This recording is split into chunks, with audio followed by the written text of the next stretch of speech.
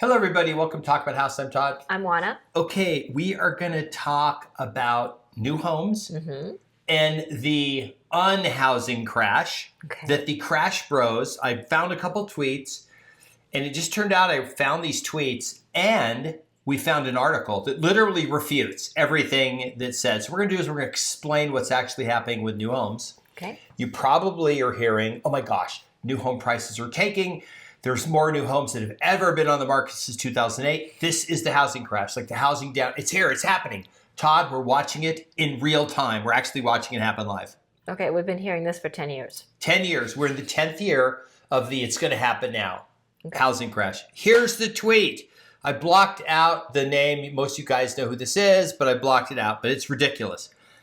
New home prices have collapsed by 20% from the peak, with the median sale price of a new house dropping from $497 in mid-2022 to barely over $400,000 today. Much faster decline than when it occurred in 2008. In case you still think there's no housing downturn. Then this ridiculous chart. We've disputed these charts before.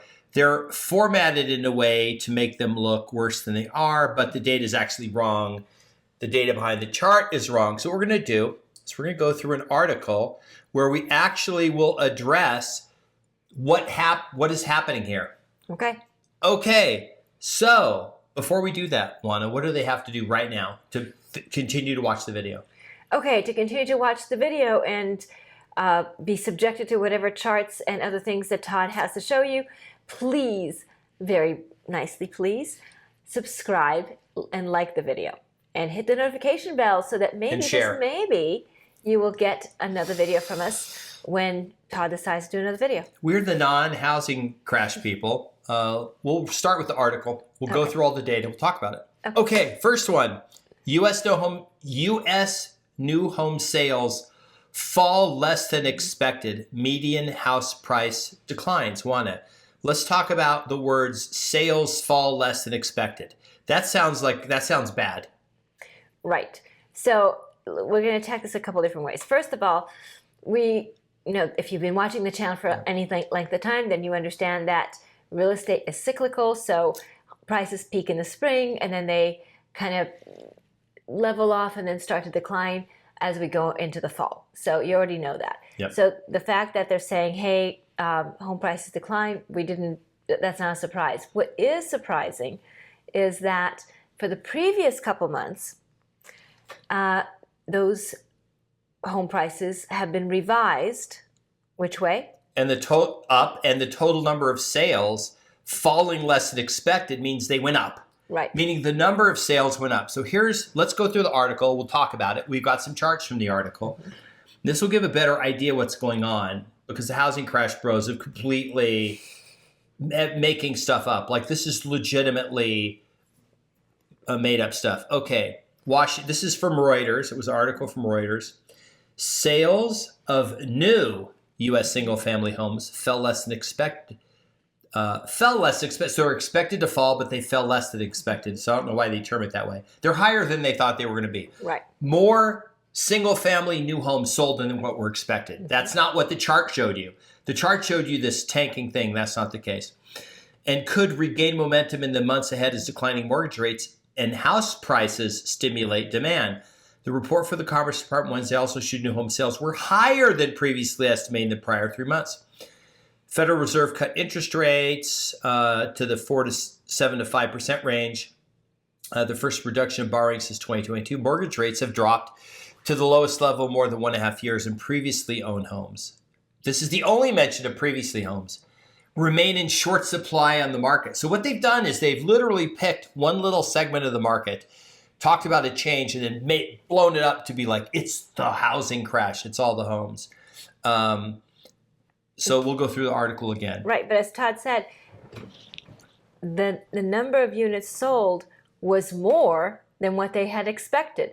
But that's not how they phrased it. So I think understand what's being said, not what not the clickbait, right? Yeah. Here's another quote from the article. We expect lower mortgage rates, pent-up demand, and a still relatively scarce supply of existing homes despite some recent increases to support modest growth in new home sales over the balance of 2024, 2025. Modest growth in new home sales, said Nancy Van Den Houten, lead U.S. economist at Oxford Economics. She's got a fancy name, and Oxford Economics sounds like a fancy name. That sounds pretty fancy. It does. Okay, here's the next quote. New home sales decreased 4.7% to a seasonally adjusted annual rate of 716 units last month, the Commerce Department Census Bureau said. Now remember, we always have less sales in August than July. This is literally a very slow time of the year. Right. Everybody's on vacation. The kids are out of school. You don't want to strap them in the car and try to go house shopping with them. And we're going to talk about exactly what that means, what a sale is, because that's the other thing is the way they're counting sales make no sense. The sales pace for July was revised higher to 751,000 units from previously reported 739,000 units. There were also upward revisions to May and June sale days. So the number of sales that they estimated turned out that actually more homes were sold than what they reported. The same is going to happen with prices when they revise those. Next quote, economists polled by Reuters had forecast new home sales, which count for 15% of U.S. home sales. So it's basically like an eighth, a seventh or an eighth of all sales are in the U.S. or new homes. The rest are existing homes. Falling to a rate of 700,000 units, new home sales are counted at the signing of a contract. This is important to remember this because you're going to hear this number that there are more new homes built that are ready to be sold that nobody's buying since 2008. That's what they said. That's what the Crash Bro said. This also says they can, however, be volatile on a month-to-month basis. Sales grew 9.8% a year-on-year basis in August. Let's talk about volatility between prices in new home subdivision. You're Toll Brothers. You decide to build 10,000 houses. Are those going to be low-end houses or high-end houses? High-end houses. Okay. Let's say you decide next year you're only going to build 5,000 of those high-end houses. And we'll talk about like maybe in one big market. Your KB Home, do they build high-end houses or more lower-end houses? So they build low to medium. Low to medium. Let's say they decide to double how many houses they built in a specific area, whether it's Florida or South or somewhere else. Okay? What happens to them? And let's say the home prices are exactly the same. So the Toll Brothers price is the same, the KB Home price is the same. But what happens to the median when you build more homes that are on the low end and less homes on the high end? Well, that skews it, right? Because that number in the middle is much more likely to be those lower end homes. Oh, so the median drops because of the mix of homes. That's why new home sales are far more volatile. So here's an example. Let's say you're building homes in the north. You've been building homes in the Northeast. 2022 was a barn burner for building homes in the Northeast. Are homes in the Northeast more or less than homes, say, in Georgia, Florida, North Carolina, Texas? So they tend to be more. Oh, so if all of a sudden, if you're a new home builder and you build a lot less homes in the Northeast and you build a lot more homes in the South, you're building homes that are lower prices, right? Right. So the median price drops. That's why new home sales prices are very volatile. Right. So home prices are not declining 20% as the Crash Bros say. It's the mix of homes that are changing, right? Right. Okay, here's another quote from the article. The median new house price decreased 4.6% to $4,260 in August from a year ago. Remember, he's showing you in 2 years it dropped 20%, but here we're only seeing 4.6% from the last year. So his chart doesn't show it dropped 16% 1 year. It literally shows it dropping 2 years pretty much in a straight line. Most of the houses sold last month were in the $300,000 to $500,000 price range. That's the key. Most of the houses sold are sold in the lower price ranges, so the median price is down because of the mix of homes. If you went to that builder and looked at the exact same home over the last 3 years, they would probably be more money than they were previously. Right. Last quote. The new housing market has benefited from a dearth, meaning a lack of previously owned homes available for sale, encouraging builders to ramp up construction of new units. So we have builders trying to build units where people are trying to buy. they're building some more in the lower price range. Now we have more homes being built in the lower price range. That makes artificially the median be a lower number. Right. But it does not mean that home prices are crashing. Does not. If you own if you had a house in a neighborhood and you just bought it for $500,000, and down the street were you're in a semi-custom, and down the street were in your same subdivision were more tract houses, and someone just sold one for $400,000. Does that mean your house declined $100,000?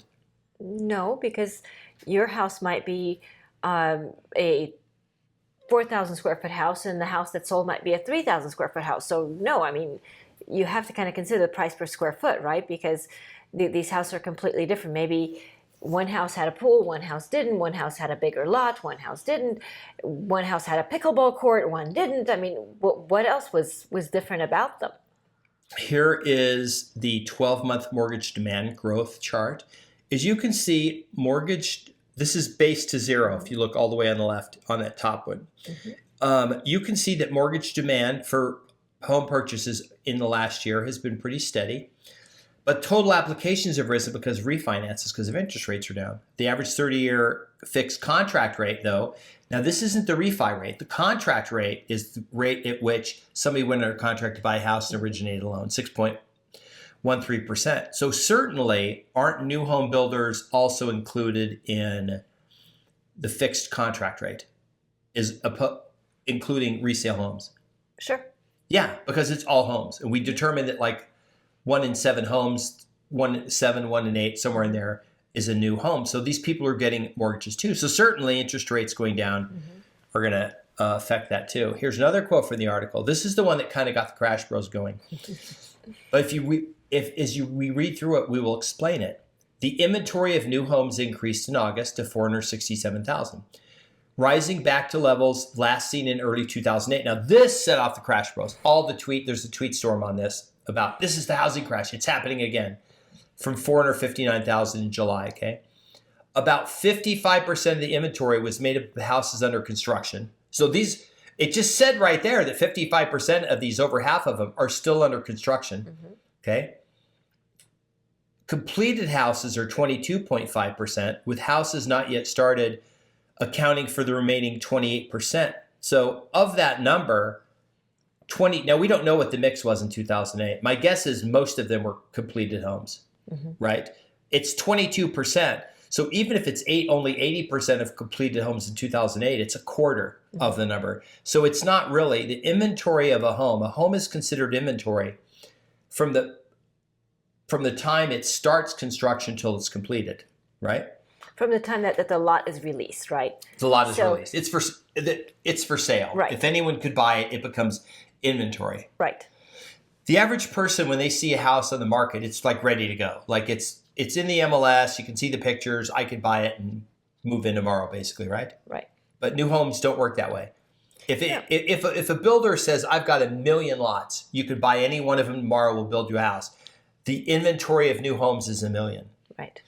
What's different today that the Crash Bros aren't telling you about is that the total number of completion, the builders were building homes and completing them without a buyer along the process. And then after they completed, they had to substantially discount the prices.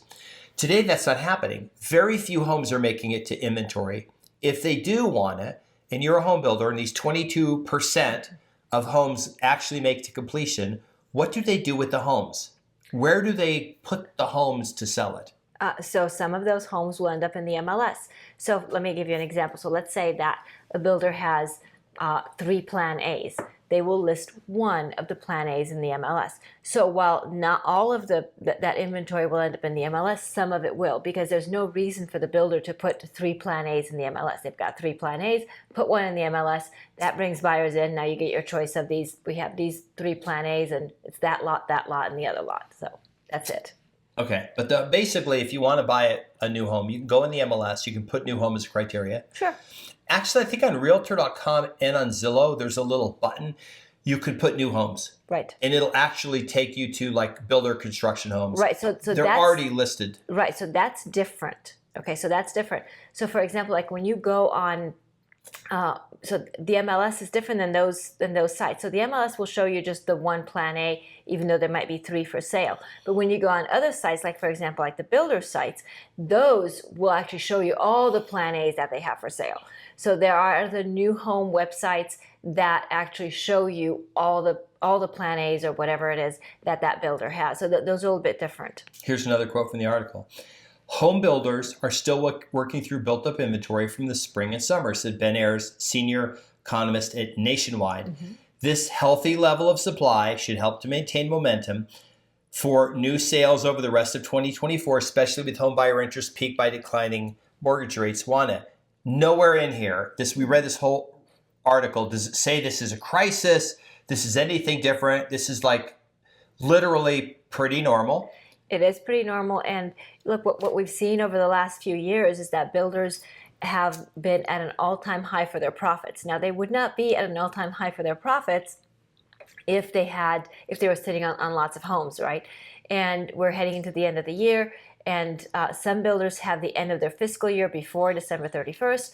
So you'll see all those reports come out, and you'll see that these builders are extremely profitable.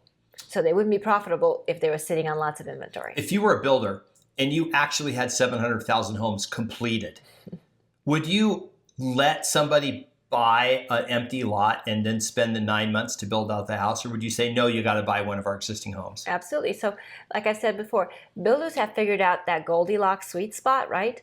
Where they're building homes at a pace that the market can absorb and where they are most profitable. They will not build a ton of homes because that actually cuts into their profit margin. They actually do not make money on volume. They actually make money on charging the most that they can charge for homes.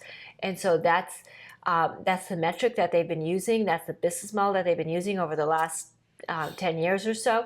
And that's why we're in a position where we simply don't have enough brand new homes coming online, because builders have figured this out, how to be the most profitable. And you know that because if you look again at their finances over the last few years, all you've seen is year after year of record profits. What was the demand for people to buy a new home in 2008? So, that's what was that like? Remember, just historically thinking about right. What it was like. I mean, 2002 to 2005, 6, it was tremendous, right? It's tremendous. But what happened? What about 2008? It disappeared. It disappeared. So that's how you ended up with entire subdivisions that were empty. They got foreclosed. We didn't get whole subdivisions when we were listing them for the banks. We got a lot of brand new homes. I remember walking into new homes. Where literally no one had ever been in the house since it was completed. And it was perfect. It was pristine. It even had the little, the operating manual in the AC, the thermostat, right? The house was ready to go. We're like, oh my God, it's perfect. We're just going to put it in the MLS and sell it. It was a builder, it was foreclosed. Right. So, the appliances had stickers on them, the whole thing. What about today? It's not like that. Like pretty much if you go in, you just talk to somebody at one of the big builders in Vegas, and they're like, yeah, we're selling everything. Absolutely. They're selling everything, and remember, builders have a lot more flexibility than a regular seller does, because builders a lot of times have their own mortgage company, so you can get all kinds of deals as far as that goes, and they're doing that because it makes business sense. They're not doing it out of desperation. They're doing it because it makes business sense and because it's profitable. The theory that the home prices are crashing, this is complete. The charts you're looking at. Remember, the person that made we didn't make these charts. Reuters made the chart and provided the data. The person that makes these charts is making charts to make them look bad and making up numbers. We've refuted these charts many times. There's zero comparison to what's happening today to what happened in 2008. There's no comparison at all. Don't believe me? Get out. You'll go outside and get in your car and drive to a new home builder anywhere near you and walk in and go, hey, how many houses do you have that are ready to go? I see you're building 500 houses here. 100 or 200 must be built. And they're like, no. Right. So the houses that they're building, most of them have contracts, meaning that a buyer has said, I'm going to buy this. They've put down earnest money. They've paid for upgrades. All that is happening. Builders in 2008 were having the largest losses financially ever. Publicly traded companies, you can go Google it and look. Today, they're having the highest profits ever. Right. Ever. They're zero comparison. So, forget the charts, forget the hyperbole. It's all made up. It's going to be great. What's going to be great is 6 months from now when interest rates are down some more, and now the builders are on the other side of it where it's, there's lotteries again. Yeah. So it'll be interesting to see if you are in the market to buy a home, if you're in the market to buy a new home, please feel free to reach out to us.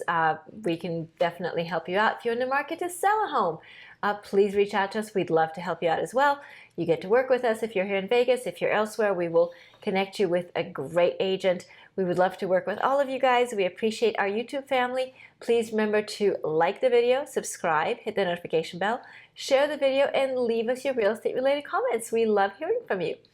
Anything else? Nope. We'll see you on the next video. Bye. Bye.